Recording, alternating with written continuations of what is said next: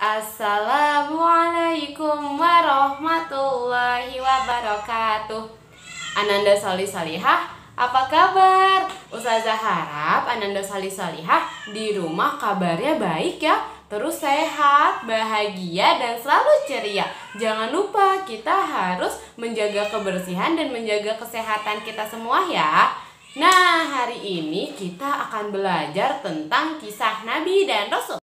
Nah, untuk memulai pelajaran kita hari ini, mari kita bersama-sama mengucapkan basmalah. Bismillahirrahmanirrahim. Oke, kita sekarang langsung belajar ya. Nah, Ananda Sholih Sholihah, hari ini kita akan belajar tentang Nabi Ishak. Nah, ada yang tahu tidak ya Nabi Ishak itu siapa? Jadi Nabi Ishak ini sama loh seperti Ananda Sholih Sholihah di rumah, mempunyai ayah dan bunda. Kira-kira siapa ya ayah dan bunda Nabi Ishak? Jadi ayahnya Nabi Ishak itu adalah Nabi Ibrahim dan bundanya adalah Siti Sarah. Nah, pas bundanya ngasih nama Nabi Ishak nih, arti nama Nabi Ishak itu adalah tertawa. Sama nih kayak Ananda Sholih Sholihah, pasti namanya juga punya arti kan? Sama nih kayak Nabi Ishak. Nabi Ishak juga punya arti. Artinya adalah tertawa. Kira-kira kenapa ya? Kok bundanya nih ya, Siti Sarah, ngasih namanya kok artinya tertawa? Jadi saat itu Siti Sarah nih sudah tua loh, sudah jadi nenek-nenek. Sudah jadi nenek-nenek tapi belum punya anak. Lalu Jibril itu mengabarkan nih, ngasih tahu ke Siti Sarah kalau Siti Sarah ini akan hamil lalu mempunyai anak. Terus Siti Sarah tuh tertawa. Kenapa tertawa? Karena lucu. Bagaimana bisa seorang nenek-nenek mau hamil lalu mempunyai anak? Jadi Siti Sarah tertawa deh. Nah, tapi ternyata benar. Siti Sarah ini lalu hamil lalu melahirkan. Lalu dikasih namalah Ishak yang artinya tertawa.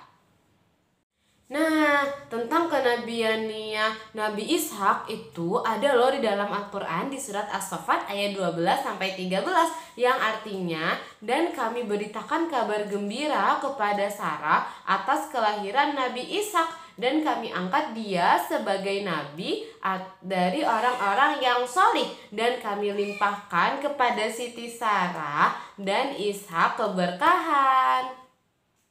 Lalu setelah Nabi Ishak ini menjadi nabi, tugas nabi apa ya kira-kira?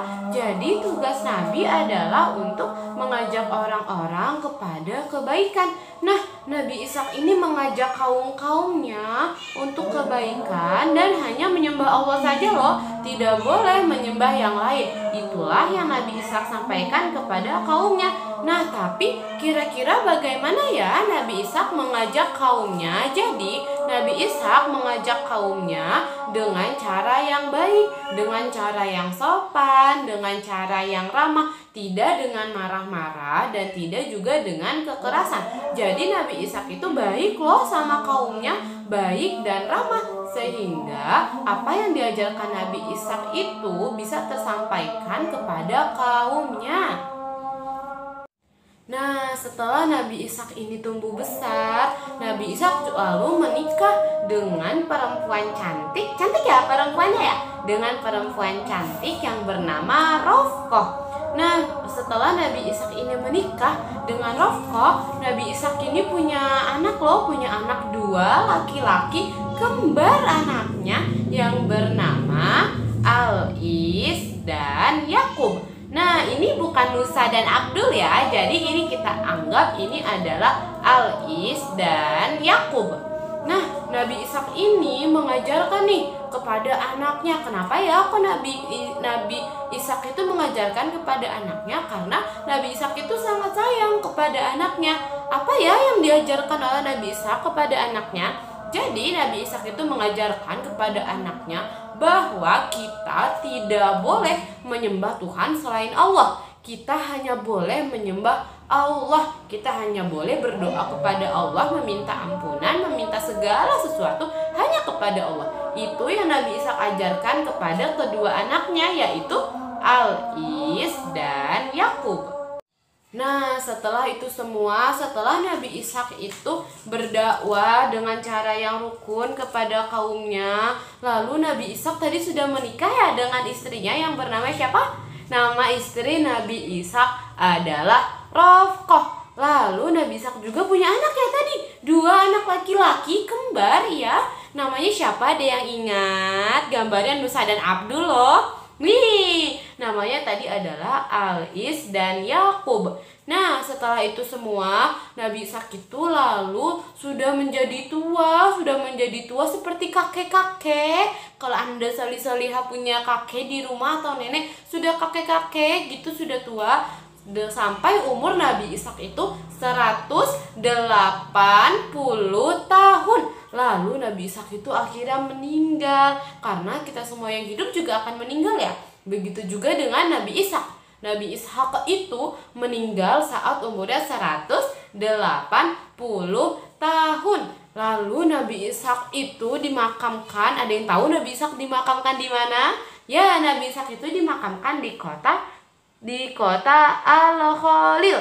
Di kota Al-Khalil. Kira-kira kota Al-Khalil itu di mana ya Ustazah? Jauh nggak ya? Jadi kota Al-Khalil itu ada di negara Palestina loh. Negara Palestina yang sangat jauh, tapi di sana banyak juga saudara-saudara kita orang Islam di Palestina. Nah, Nabi Ishak itu dimakamkan, makamnya itu berdekatan atau bersamaan dengan ayahnya. Ayo, ada yang ingat tidak? Ayah Nabi Ishak siapa tadi? Nabi Ibrahim. Ya, jadi makamnya Nabi Ibrahim dan makamnya Nabi Ishak itu berdekatan di kota yang sama. Nah, jadi itu dia kisah tentang Nabi Ishak yang hari ini sudah kita pelajari ya. Untuk mengakhiri pelajaran kita hari ini, mari kita ucapkan hamdalah. Alhamdulillahi Rabbil Alamin. Ustazah akhiri, wassalamualaikum warahmatullahi wabarakatuh.